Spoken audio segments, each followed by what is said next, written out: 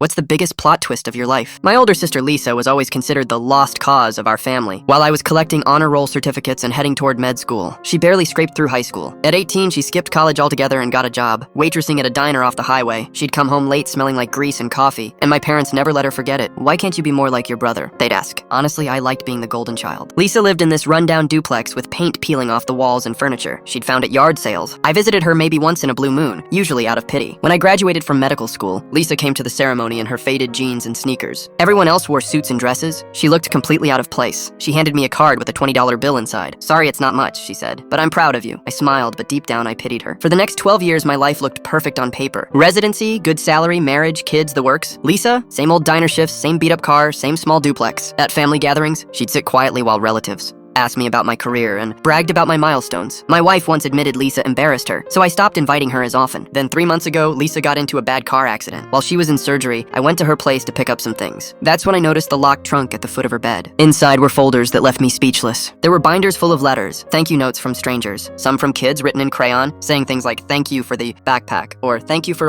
paying for my soccer camp. Others from adults, thanking someone anonymous for covering their medical bills, rent, or groceries. There were bank slips too. Lisa had been quietly depositing most of her tips into a community fund she set up under another name. The balance was over 1.7 million. How? I found ledgers showing she'd been running multiple side hustles for years, flipping houses, reselling cars, and even investing in small businesses owned by single moms. I also discovered receipts for school, lunches she'd been covering at the local elementary school. A binder marked college funds, had prepaid tuition plans for 6 neighborhood kids whose parents couldn't afford it. She'd been driving that old car and living in that shabby duplex on purpose, funneling almost every cent she earned into helping people. The kicker? Lisa was the one who'd been secretly paying off our parents' medical debt. She'd also sent anonymous checks to me during residency. Money I thought was from a scholarship fund. She'd even been quietly covering utilities for our aunt when she lost her job. When I confronted her in the hospital, she just rolled her eyes. Why didn't you ever tell us, I asked. Tell you what, that I like helping people? Lisa, everyone thought you were a failure, she smirked. Let them. It's easier to get things done when no one's watching. Turns out the accident happened because she was driving back late after organizing food deliveries for a shelter she'd founded under someone else's name. All those years I thought I was the accomplished one, but compared to her, my achievements felt tiny. The biggest plot twist? The sister everyone dismissed as a disappointment turned out to be the quiet force holding dozens of lives together. Lisa made a full recovery, by the way, and for the first time I introduced her to my kids not as Aunt Lisa who works at a diner, but as the hero she's always been.